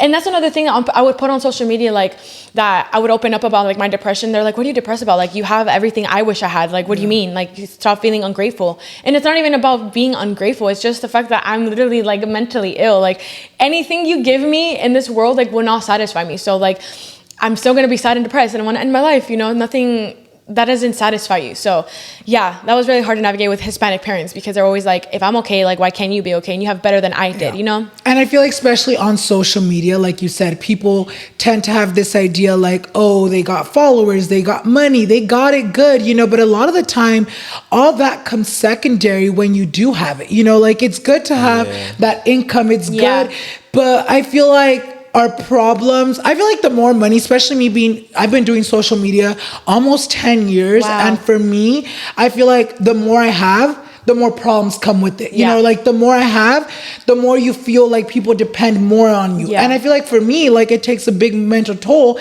And there's a lot of times where I'm like, no, my problems are validated, but I hate speaking on them, because I just feel like you said, it almost I feel like people tend to make me feel like, why are you sad? Exactly. Like, you have it so good. Exactly. Like, what is it? But it's like, no, like, even if you do have it all, you can still have those emotions. You know, obviously you've talked about your emotions and about your mental state. How's your mental journey doing now? I feel like I'm in such a better place, man. Like, it was, I'm not gonna lie, at first when I moved because we were living in Miami for like the whole wedding planning season, and after the wedding we moved to Houston. So moving from Miami to Houston was very hard on me, because although I was living in LA for a year away from my family in Miami, I feel like it's harder now because I got way closer to them now being in Miami. Like, we lived with them for 7 months. Like, it was very much like we do everything together. Like, it was a very good bonding experience for all of us. Like, so I got used to the idea of, like, you know, it was us two, my sister, my mom and dad, and then my dog, and then it just felt like a good life. Like, you know, like, I have the love of my life, but I have my parents, we have a healthy relationship now. I have a great relationship with my sister. So when that got ripped away from me, when I got married and when we came to Houston, I was like so depressed. Like, I would always tell him, I'm like, man, I feel so like depressed, and like I wanted to like really, like, I started dealing with like suicidal thoughts again, not because of like I just miss my family, just a lot of stuff like mentally. I was also dealing with derealization again a little bit, a lot of stuff triggered it, and so it was very hard. But besides that, I thankfully got over it, and I was able to navigate it and just, you know, get help and, like, you know, find community in Houston. I have friends now. Like, we have a church there. I go to dance classes every Friday. It's like I have stuff to do, and I get myself busy, and I'm like, okay, like, they're going to come visit right now in like a few weeks. So it was just really hard, because I really love my family now. And like, not like when I was a child, I didn't have that. Like, you know, they were always very supportive, like I said earlier, and they loved me with all their heart, but they were very like toxic. They were very like always holding me in like a little cage, because I don't think I mentioned this, but I'm a rainbow baby. So my mom had lost a daughter before me. She was actually even born 2 days after she passed away. And when they had me, I was like their miracle baby. So growing up, it was very hard to like want to do anything, because they were like, something's gonna happen. Like, no, you're gonna stay. Like, I would never go to parties, never go to like to the movies with my friends. Like, I was never like out. I would go to dance and come back home and like do homework, and that's it. And I'm glad you're doing so much better now. Thank Just you. know, you are enough, and you're gonna get through everything you're going through. Thank you. Como tú dices, you have the support of him, the support of your family, and then you know you can do it all. Pero quiero platicar un poquito también, you spoke to us, Jayco, a little bit earlier about finding God, and I kind of want to touch a little bit more about that. What was that moment for you that you're like, you know what, estoy listo para entregarme a Dios? Like I mentioned before, like I had always like known of God, but I guess I didn't like know God. Like I always, growing up, like my parents and I would go to church. We would try to go every Sunday, but it was more kind of like oh, let's go just to go type of thing, or let's go to like say that we went type of thing. But it wasn't really like, we didn't really have a relationship with God. It was just more of like a checklist type of thing. Like, oh, on Sundays we do this, we check it out, get it out of the way, and then like we carry on with our lives. But so I had always known of God, but during the time that we were in LA, we were already dating during this time. We were in LA, we were living at this content house, and then one day out of nowhere, Valentina just mentions it, and she hadn't been to church in a while too during this time, but one day out of nowhere, she just mentions it, and she's like, would you be down to go to church? And I was like, you know what, yeah, like it's been a minute, like it's been a long time since I've gone, like, yeah, I'm down, let's go. And so, yeah, she asked her pastors from back in Miami, like what churches they recommend out here. We ended up going to one that they recommended, and so we go, like, I'm not thinking much of it, right? It's like another day at church. Like I had gone to church before, I didn't think much of it, but like God just really had something planned for me this day, because I step in, and then all I remember is that everything the pastor was saying was just like really hitting me. Like it was like, it's as if he knew me and he was just laying it out before me, like like this is what you're doing, and this is what you're doing, this is where what you're doing is taking you. And so I just felt really like convicted, and it's all things that I knew I was doing wrong, but I had never taken the time to analyze, like, okay, like what's gonna come out of this. And so at the end of the preaching, the whole time I'm like intrigued, I'm like all in for the preaching, because I'm like, man, like this is literally like for me, like like he's talking directly to me. It's hitting me. So this whole time I'm like literally paying attention, not missing a word he's saying. And then at the end, he ends it off with this question, which is like what changed my life. And he was like, God forbid right now you were to walk out of this church and a drunk driver crashes into you and ends your life. Like, where would you head? Would you go to heaven or would you go to hell? And in that moment, I had to be honest with myself and admit that, man, like I was living a life full of darkness. I was doing a lot of things behind closed doors that I wasn't proud of. And so in that moment, I had to be honest and say, like, no, like I know in this moment, if I were to pass, like I'm going to hell. And so I feel like it was that moment where I truly like got into a heart of like repentance, and like really got to this place of like, no, like I'm sorry, God, like I'm sorry for what I've been doing. Like I want to change my life, I want to do better, I want to accept you into my life. And so yeah, that day I ended up accepting Jesus into my life, and I feel like from that day on, everything changed. Not from like one day to another, but everything changed, because things that I would do before, I would feel guilty about now, all of a sudden, which hadn't happened before. Like I remember I would go out partying, drinking, clubbing, and I would go back home as if nothing, it was just like another thing. But from that day on, like every time that I would go out drinking, every time that I would go out clubbing, partying, like I just felt so guilty going back home. And so later on, I learned that was like God's way of like really like speaking to me and letting me know, like, okay, like it's time for you to let go of this, it's time for you to let go of that. And so slowly, like as I felt those things, which is called conviction, as I felt conviction, I started letting go of a lot of things. I started letting go of clubbing, partying. It's been it's about to be 2 years sober that I make. So it's about to be 2 years without me not drinking not one drop of alcohol. And it was also, it's all very personal, it's all like things that like God told me to do personally. I'm not saying that like everybody needs to like just completely cut off alcohol the same way that I did, or like, follow the steps that I did. I was just more really like doing whatever God was telling me personally to do. And so one day at a cousin's wedding, I drank with them, I got drunk. went back home, and same thing, like guilty. And I was like, I thought I was gonna feel okay, you know, because it was like cousin's wedding. It was just family. Like I wasn't like felt normal. an environment, like where like crazy things were happening. It was literally all family. But same thing, I went home and I felt this huge guilt.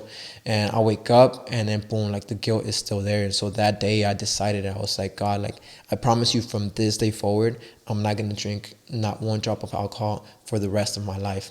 And ever since then, I haven't.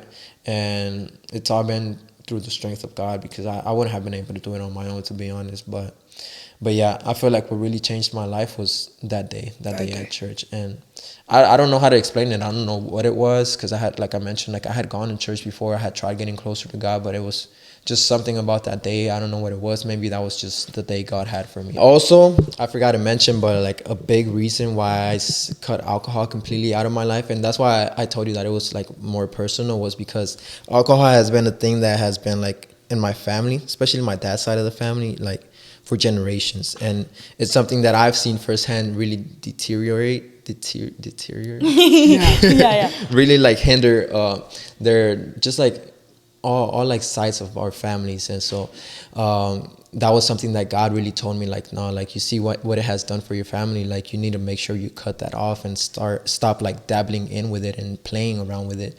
And one thing that I always like bring up to people is that so a couple months back, I always go to Honduras. Every year I try to go at least once a year to Honduras. And I think it was like a year ago that I went. I met my uncle that I hadn't seen in a while, and I loved him because he was always such a light. Like he was always, you know, those uncles that are always so happy, and they're like just. You're like, I want to be around them. They're like their energy just like transfers just onto you. He was very much like that, and so I would always get very happy to see him. And this time I saw him, and he was super skinny. He was still like himself, like happy and everything, but he was just very, very skinny, and he looked so much older. And we had always known him as the uncle that was like always like into drugs and cigarettes and drinking and everything. And it's very sad because my dad like offered him help so many times, and my dad would offer him to stay at his house, but the only requirement that my dad would ask for is for him to stop drinking and stop coming home drunk, because, you know, it was just not something that he wanted at his house. And so my uncle essentially decided to, you know, he chose to like drink and do drugs rather than have a place to live at. So he was like homeless because he wanted to keep drinking and all of that. And so I remember this last time that I had seen him, I was already in my walk with God. So I felt something like telling me like go and speak to him. So I went and I talked to him, and I was like, uncle, like how have you been? How are you doing? How's your walk with like your cigarettes? I see them right there in your pocket. Like let me get the box and let me get it out of your hands. And he was like, no, you can't do this. This is bad for you. Like, he would just tell me, like, he was like, no, like I like it. Like I do it because I like it and I don't want to let go of it. And I was like, I understand, uncle. Like I get it. But I told him, I was like, because in my head I was like, man, if anybody's gonna change this, it has to be God. Like no human is gonna be able to talk him out of it, because we don't know what he feels, you know, we don't know why he does it in the first place. So I told him, I was like, you know what, uncle, like if you tell me that because he always struggled with money too. So I was like, uncle, if you tell me that you've been going to church with my dad, like if my dad tells me that you're going to church with him every week, like I'll send you $500 a week. And man, $500 in Honduras is like you're rich. Yeah. No, like you truly are, because like people make on average like $600 over there a month. So $500 a week over there is you know, just crazy. And so his eyes literally lit up, and he was like, oh yes, I'll do it. I'll go. I'll start going with my brother to church. And so a couple of days passed, and I go back to the US, and I start checking up on my dad, and I'm like, Dad, like, has he gone? And my dad's like, no, he hasn't came. And so a month passed, and my dad calls me at night, and I answer the phone, and he tells me like, oh son, I was just calling you. I know it's the middle of the night, but I was calling you because I wanted you to find out through me your uncle has been found dead, and he got ran over by a car while he was intoxicated. Man, like my heart sank to my butt, because I was like, man, like God was really trying to give him a last chance before he passed. You know, like me offering that much money, like it's not that I was rich, you know, like I was just, something in me just told me like, man, like, you know, like he needs that push to like really. God was using you. Yeah, in the way he was. And I guess that was like God's way of like really like digging into him and being like come on, like do it, like let go of that. a month before he passed, and unfortunately he wasn't willing to let go of it, regardless of the money and nothing. Like the drugs, the alcohol just had such a like strong tie to him that he wasn't able to break. You know, it was just little things like that I would experience that just led me to really be like, no, you know what, like I need to stop dabbling with this because I don't know where it could take me. And I was also, like I mentioned before, my dad was like had a lot of anger issues, so I always dealt with a lot of anger issues as well, like always getting into fights in school, always like very angry, and alcohol would just emphasize that even more. So I was literally the type where like every time I would get drunk, like I would always like look for trouble and like look for fights, and like any little look that people would give like either me or my partner, like I would always like go and try to start something. So that was another thing, and I was like, you know what, like man, like alcohol just does too many bad things for me, like I need to just cut it off. And so that was like another reason why I decided to let go of it. That's actually super inspiring. I'm sorry for your uncle. But it's so inspiring, you know, talk about such a topic that it's kind of not talked about on social media. You know, we get on social media, we don't really hear people talk about real life stuff like this. Do you feel like after finding God and after accepting him into your life, do you feel like your relationship with Valentina changed in a positive way? Ooh, yeah, like I always credit it to God, man. Like I always tell people, like we always say it in our videos, like keep God in the center of your relationship, because that's what's going to change everything. And the reason why I'm so passionate about it is because I've seen it firsthand. You know, it's like the way I picture it and I paint it to people is like, let's say you like find a way to like, you find this cheat code, right, to like win the lottery every single time. Like you're going to go and tell your loved ones, right? Like you're going to go and tell like your mom, your dad, you're going to be like, Mom, Dad, like I found this cheat code on how to like win the lottery every single time. It works.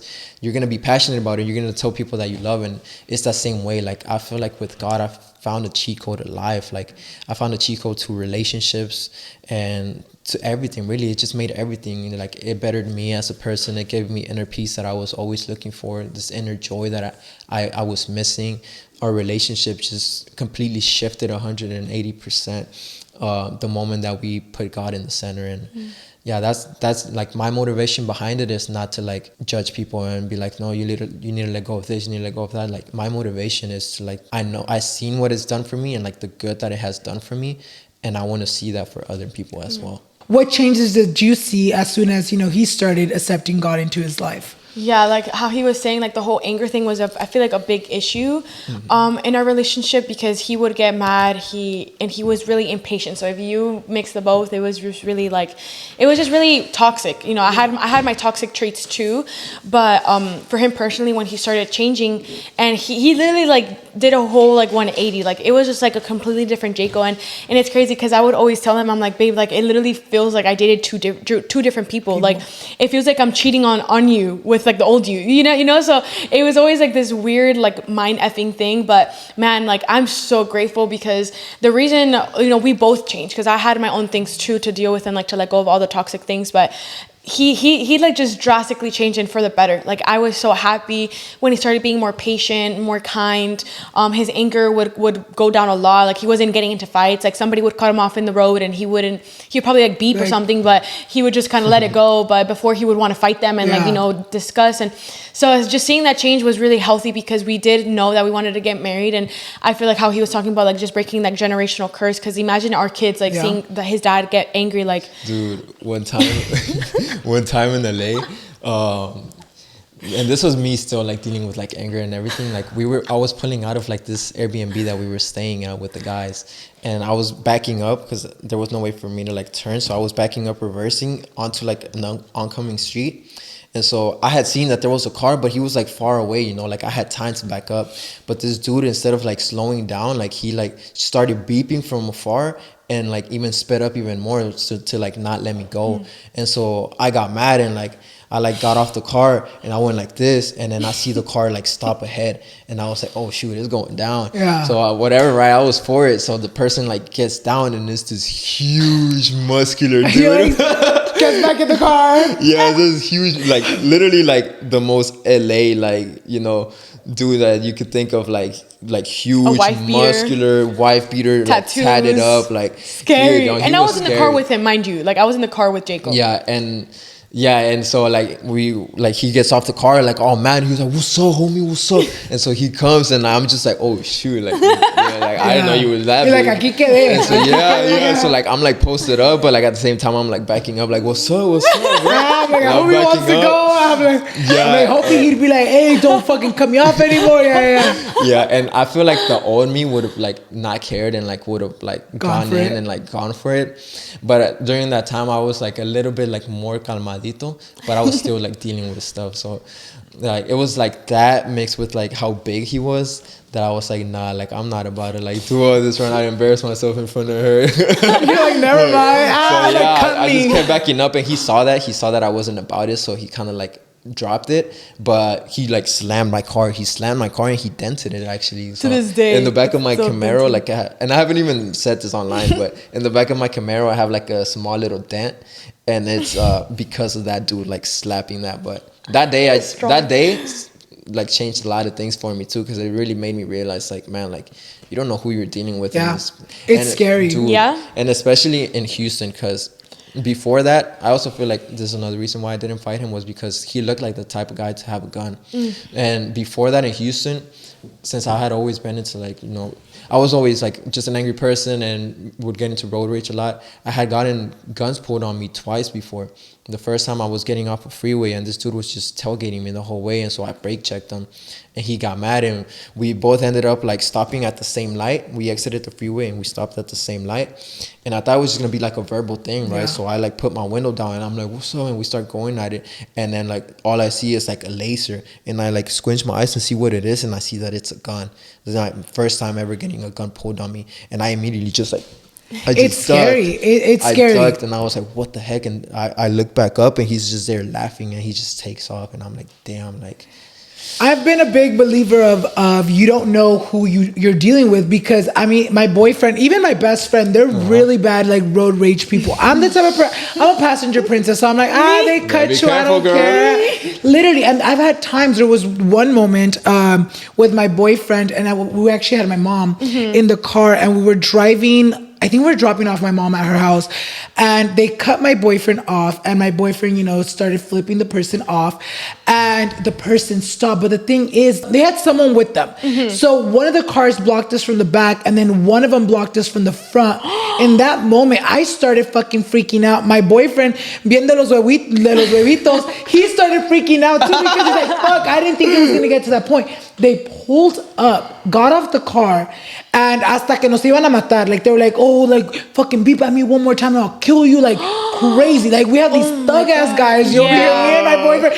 Yo bien asustado. My boyfriend, too, scared as fuck. And I remember after they left, whatever, it was very scary. I remember yelling at my boyfriend, like, what the fuck, dude? Like, do you see what I mean?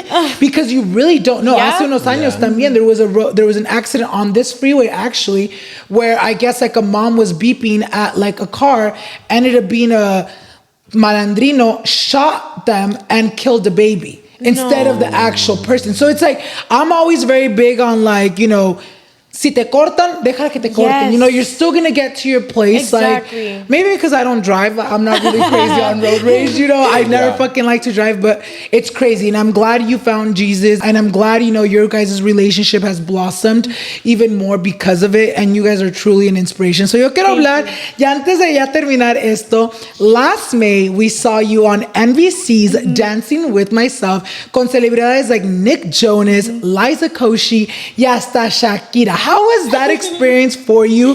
Let us know cómo pasó todo eso y cómo fue la experiencia. So it all started with my manager telling me that there was a TV show going on and I could just send in a video of me dancing. So I was like, okay, like I feel like I was doubting myself, because I was like, I don't know, man, like out of all those, like the submissions, like what if, like what are the odds that they pick me, you know?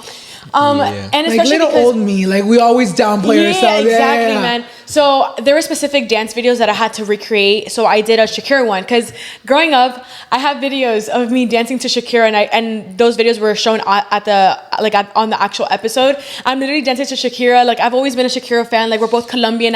She's always been someone I looked up to. So I didn't know what the show was about. I didn't know that she was going to be a judge. I just knew it was a dance show. I didn't know what it was NBC. I didn't know anything.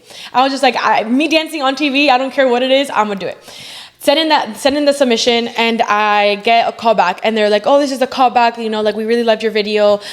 There was more steps to it, so I had to like send in other videos too. So I wasn't accepted yet, but I was getting there. So I was like, okay, like the round one was good, whatever. And then we kept going, and then I kept sending videos, and then at the end they told me that I made it onto the show.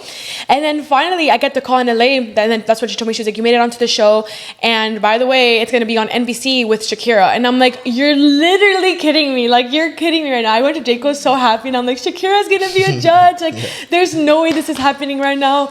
So I get flown out to Georgia because that's where it was being filmed. Okay.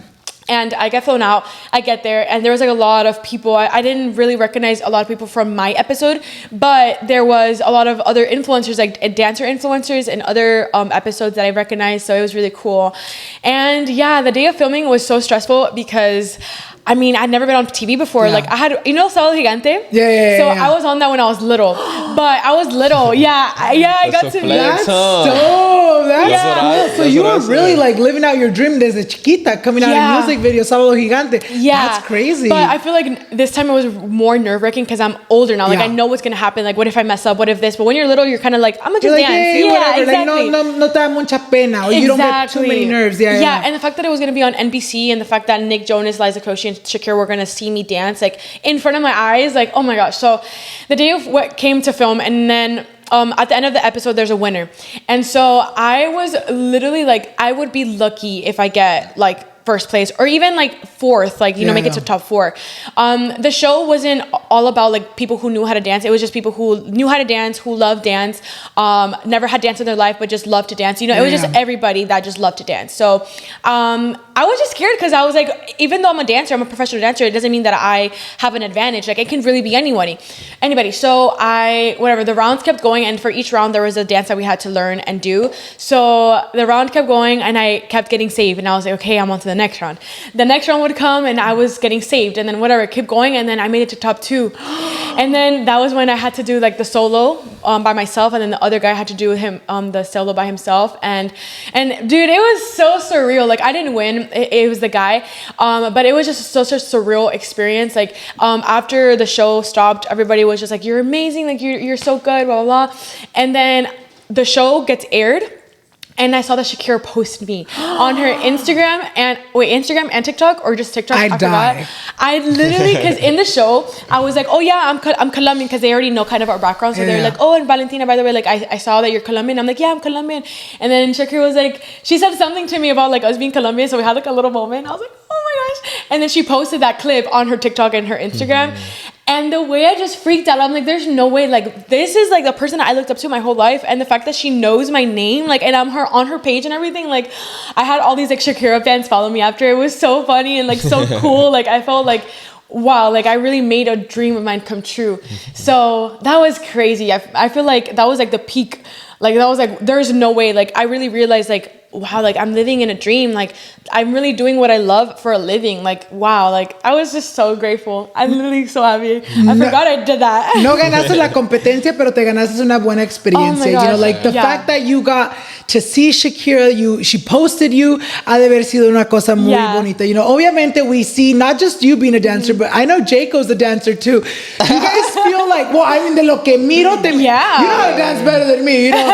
Los miro bailar. Do you guys feel more connected through like dancing too? Is that like a thing you guys both share?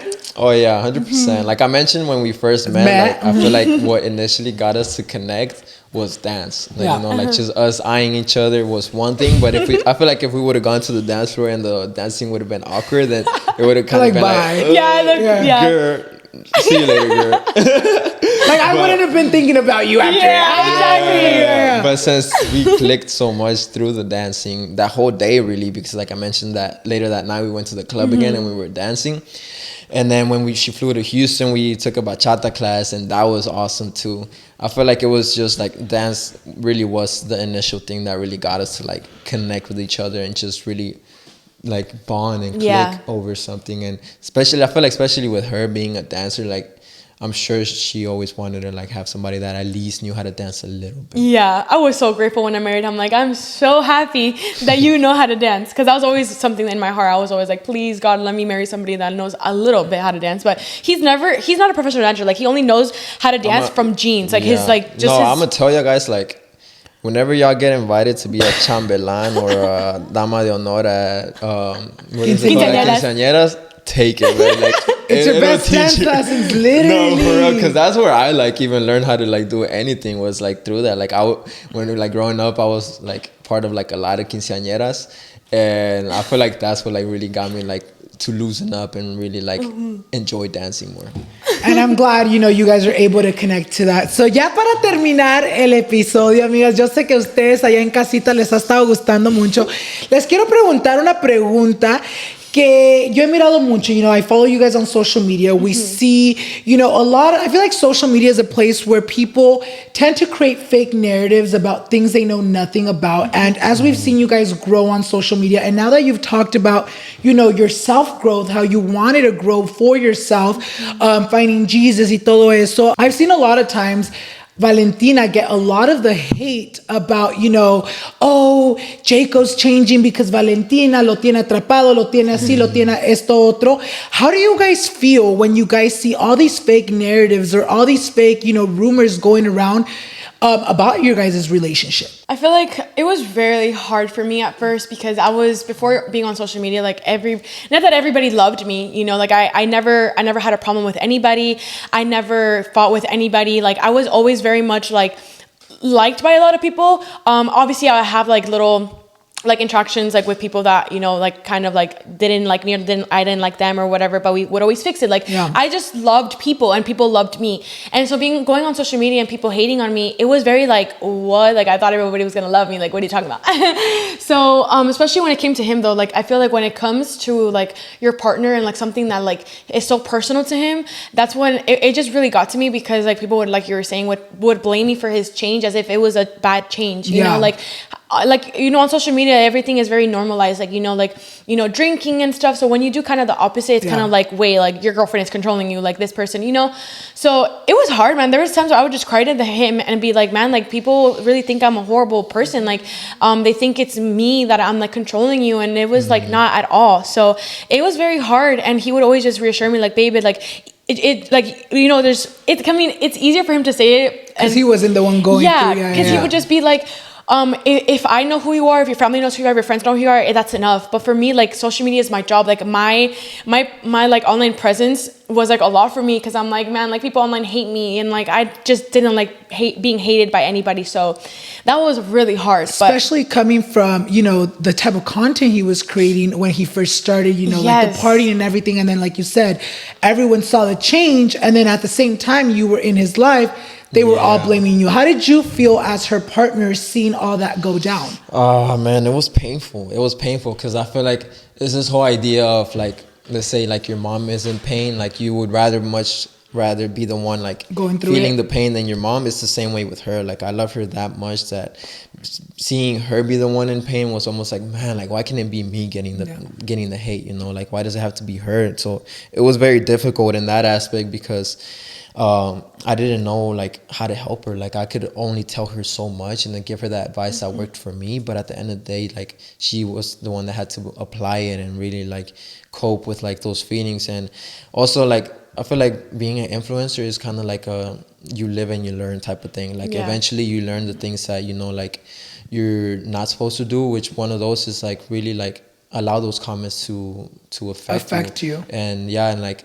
I feel like we all have like some like people pleasing aspects to us inside of us. So I feel like in her it was very strong. It was like she was a very big people pleaser, and so being in a position where she wasn't liked, where she was being hated for no reason at all was like very hard on her, because she, like she mentioned, she was always used to people like being like nice to her and like liking her personality. So having it be a complete switch for no reason at all was like very hard on her. And so I'm just grateful that it's gotten like way better and that she's like, she knows how to like deal with it and know how to cope with it. But it was like a live and you learn type of situation. And it is very much with social media, like as much as we want to please or control people, no matter what, they're gonna, you know, take what we give them and spin it to whatever narrative they want, especially, you know, even if it's nothing to do with what really is going on. And I'm glad you guys are applying that to your life. Like, you know what? We're not going to let things that are not real,